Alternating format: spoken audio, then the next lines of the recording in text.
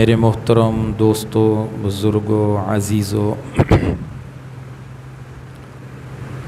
ذی الحجہ کے پہلے 10 دن چل رہے ہیں۔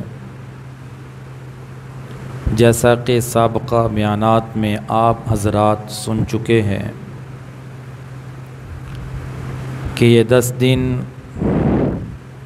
اللہ کے ہاں بہت مقام اور مرتبہ رکھتے ہیں۔ ان 10 دنوں میں کیا گیا عمل اللہ کے نزدیک محبوب ترین عمل ہے۔ ان دنوں میں کی گئی عبادت، تسبیح، ذکر، تکبیر اللہ کو بہت محبوب ہے۔ ان 10 دنوں سے فائدہ اٹھانے والے خوب محنت کر رہے ہیں۔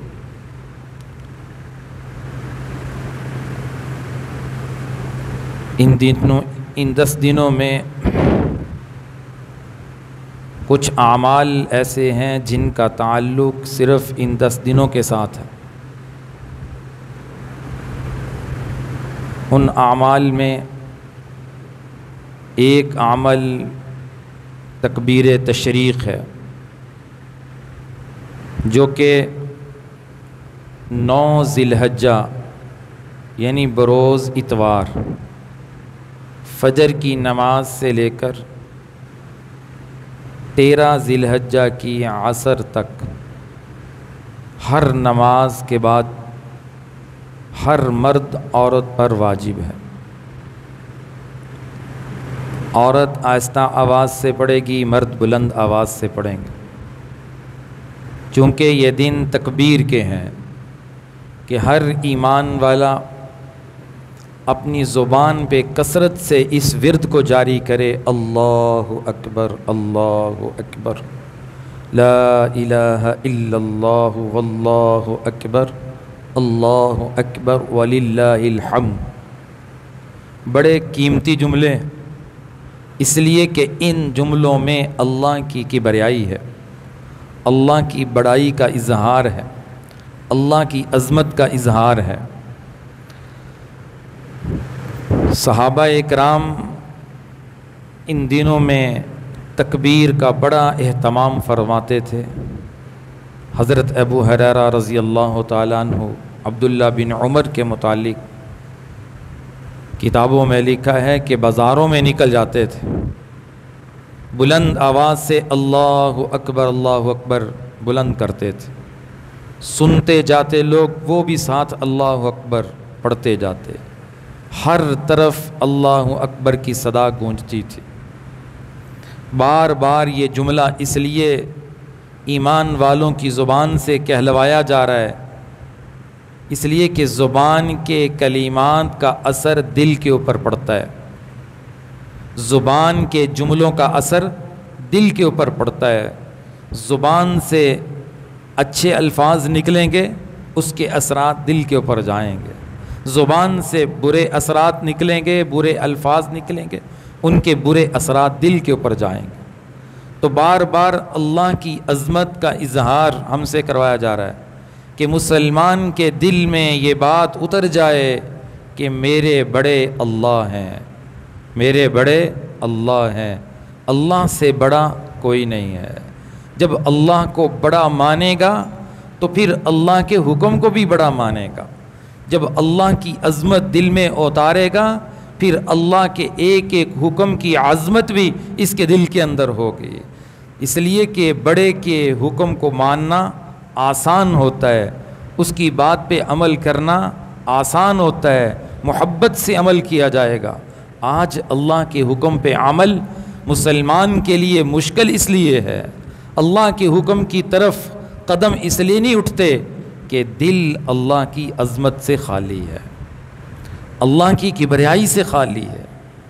دنیا کے عہدوں کے اثرات ہیں، دنیا میں کسی کا بڑا عہدہ ہو، اس کی بڑی عظمت ہے، وہ بلائے کیسے دوڑ کے جائے کہ مجھے وزیر اعظم نے بلایا ہے، مجھے علاقے کے ایم این اے نے بلایا ہے، کس طرح ان کی بات کو تسلیم کر کے ان کے حکم پر عمل کیا جاتا ہے، دل کے اندر ان کی عظمت ہے۔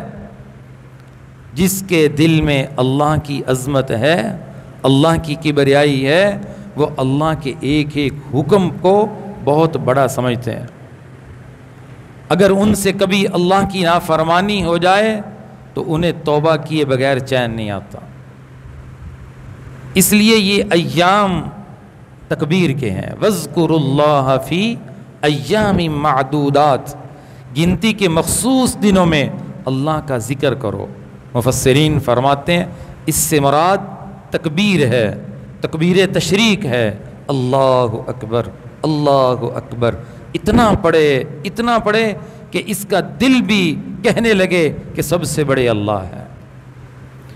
تو ان دنوں میں تکبیرات کا خاص اہتمام ہو، چلتے پھرتے، اٹھتے بیٹھتے، سفر کرتے، آتے جاتے، بس زبان پہ اللہ اکبر جاری ہے، اللہ اکبر، اللہ سب سے بڑے ہیں۔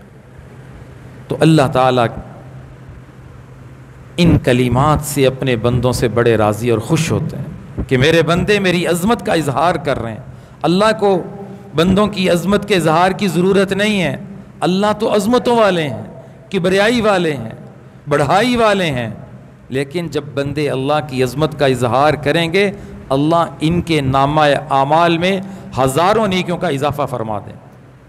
ہم اپنے لیے اللہ کی تسبیح کرتے ہیں، اللہ کو تسبیح کی ضرورت نہیں، کائنات کی ہر چیز اللہ اللہ کہہ رہی ہے، وَإِن مِّن شَيْءٍ إِلَّا يُسَبِّحُ بِحَمْدِهِ وَلَٰكِن لَّا تَفْقَهُونَ تَسْبِيحَهُمْ، ہر چیز کائنات کی اللہ اللہ کہہ رہی ہے، اللہ کی تسبیح بیان کر رہی ہے، اللہ کی حمد و ثنا بیان کر رہی ہے۔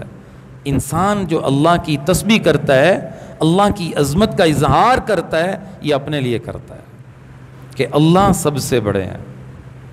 خواتین بھی اس کا اہتمام کریں، خواتین کو بتائیں کہ تکبیر تشریق اللہ نے ہر مسلمان پر اور ہر مرد عورت پر واجب کی ہے، تو لہٰذا مرد حضرات چونکہ مسجد میں نماز پڑھتے ہیں انہیں یاد آ جاتا ہے، اگر اکیلے بھی پڑھیں تب بھی تکبیر کہنی واجب ہے، تو گھر میں جس جگہ نماز پڑھی جاتی ہے اس جگہ اگر تکبیر تشریق کا لفظ لکھ کر چسپاں کر دیا جائے سامنے دیوار پر تو خواتین بھی وہی نماز پڑھنے کا اہتمام کریں۔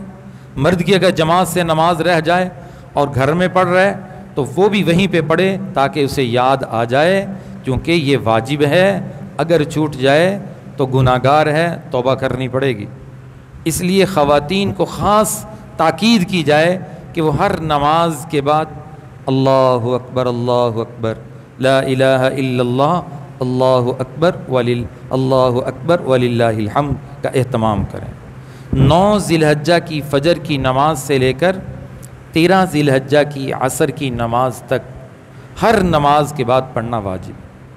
ان دنوں کا یہ ایک خاص مقبول اور محبوب ترین عمل ہے۔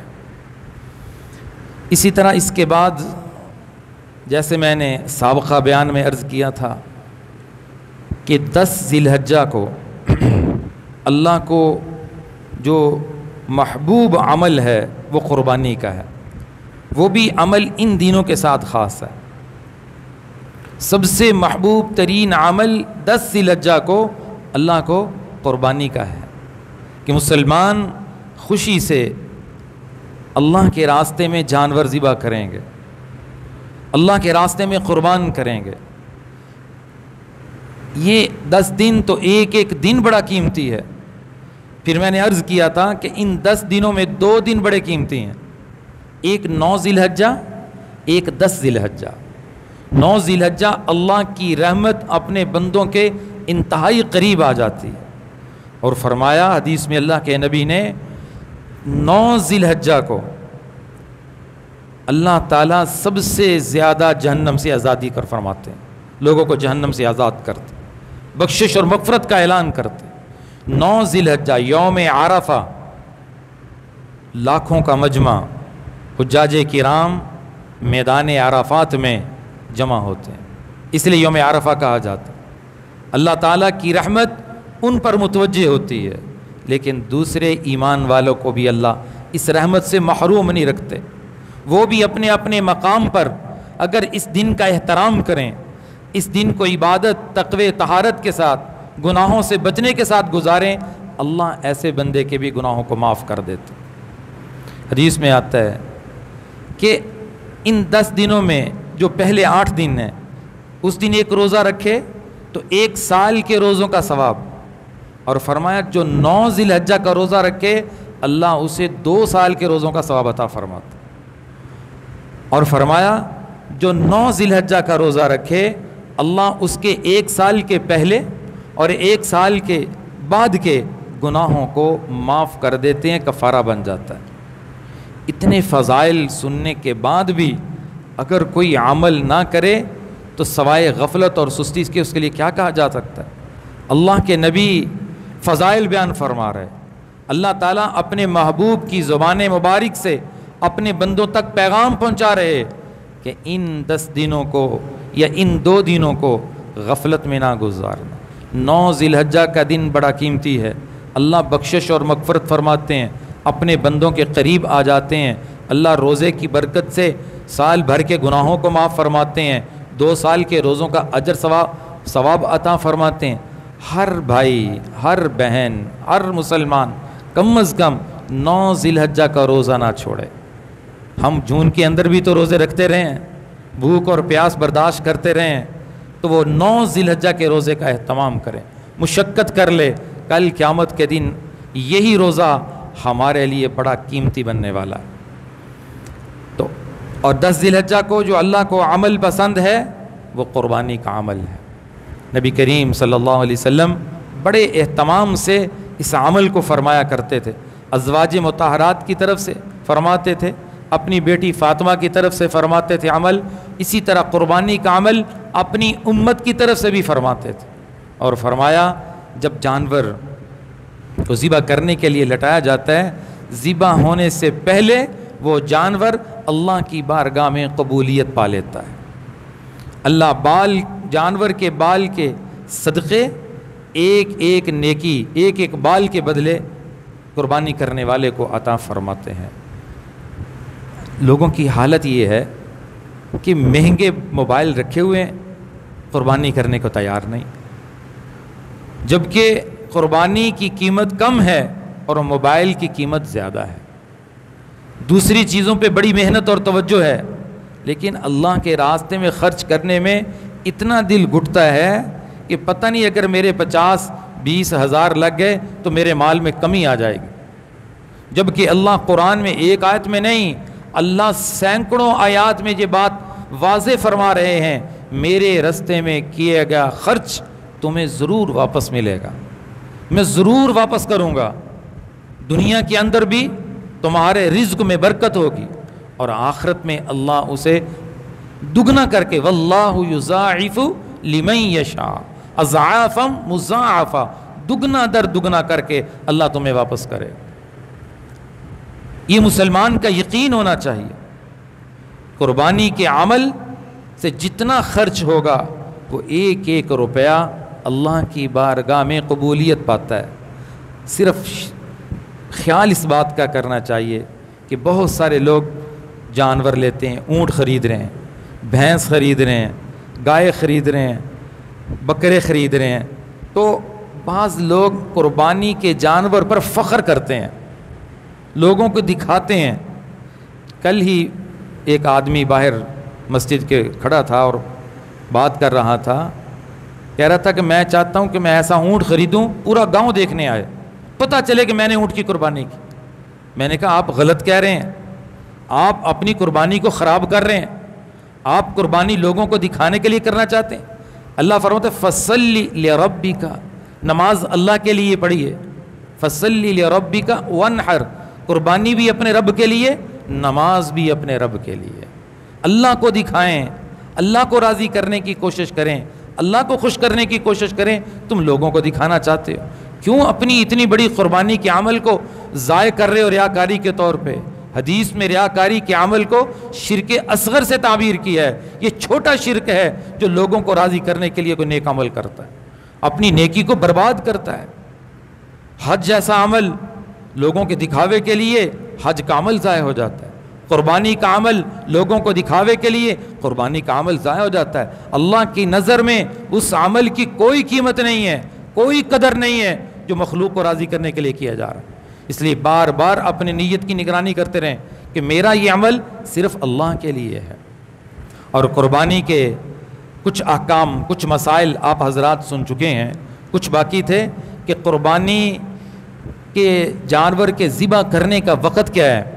اگر قربانی کا جانور ایسی جگہ پہ موجود ہے جہاں پر عید کی نماز ہوتی ہے، بڑا گاؤں ہے، بڑا قصبہ ہے، شہر ہے، یہاں عید اور جمعے کی نماز ہوتی ہے، تو وہاں پر جب تک عید کی نماز نہیں ہو جاتی جانور کو ذبح کرنا جائز نہیں ہے۔ میرے نبی نے فرمایا جس نے عید سے پہلے جانور ذبح کر دیا اس نے گوشت کھایا ہے، اس کی قربانی اللہ کی بارگاہ میں مقبول نہیں ہے۔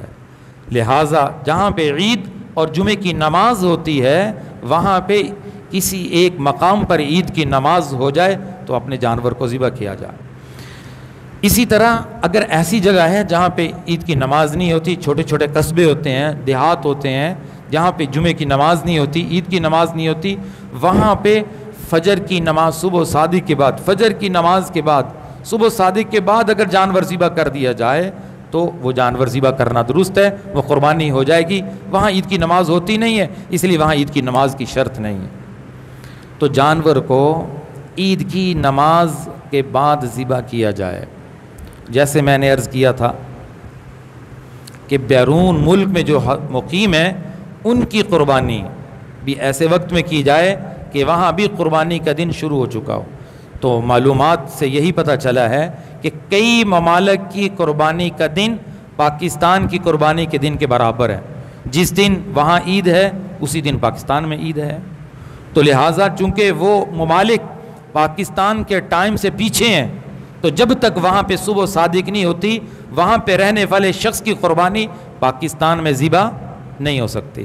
تو اجتماعی قربانی کرنے والے لوگوں کے لیے اس میں بڑا مسئلہ ہے، وہ تو اس کا اہتمام نہیں کرتے۔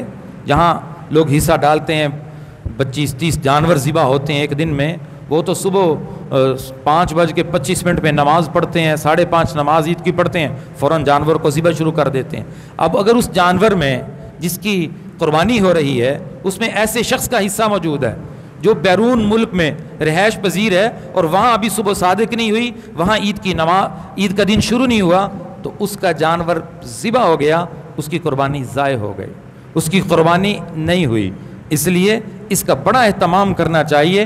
جو حضرات اجتماعی قربانی کے عمل کو ہر سال اہتمام سے کرتے ہیں انہیں چاہیے کہ ہر آنے والے سے پوچھیں کہ یہ قربانی جس شخص کی طرف سے ہو رہی ہے وہ پاکستان میں رہائش پذیر ہے یا کسی بیرون ملک میں رہتا ہے۔ تو بیرون ملک میں رہنے والوں کی قربانی کا الگ اہتمام ہو، باقاعدہ ٹائم ٹیبل کی ترتیب ہو، جب تک وہاں پہ صبح صادق نہیں ہوتی ان کی قربانی کو ذبح نہ کیا جائے تاکہ لوگوں کی قربانیاں خراب نہ ہوں۔ اور جانور کو ذبح کرتے ہوئے سب سے پہلے پانی پلانا چاہیے، کھانا چارہ کھلانا چاہیے۔ بھوکا جانور ذبح کرنا مکروہ ہے۔ چھری کو جانور کے سامنے تیز نہیں کرنا چاہیے، اور چھری کو تیز کر کے پھر جانور کو لٹا کر نیت کرنی چاہیے جس کی قربانی خود اپنے ہاتھ سے ذبح کرے۔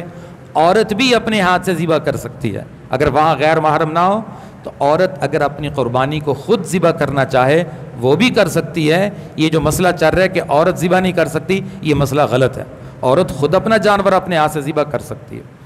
تو قرآن کی آیت پڑھی جائے اور ان الصلاۃ ونسکی ومحیای ومماتی للہ رب العالمین، اور تکبیر پڑھی جائے۔ اگر کوئی بھول کر تکبیر پڑھنا بھول جائے، یاد ہی نہیں رہا، چھری چلا دی اور ذبح کر دیا، بھول گیا، جان بوجھ کے ایسا نہیں کیا، بھول گیا، تب بھی اس کا جانور شرعی طور پہ ذبح ہو گیا تو اس کی قربانی خراب نہیں ہوئی۔ جس نے جان بوجھ کے تکبیر چھوڑ دی، اللہ اکبر کہنا چھوڑ دیا، اس کا جانور شرعی ذبح نہیں ہوا، اس کا کھانا جائز نہیں ہے۔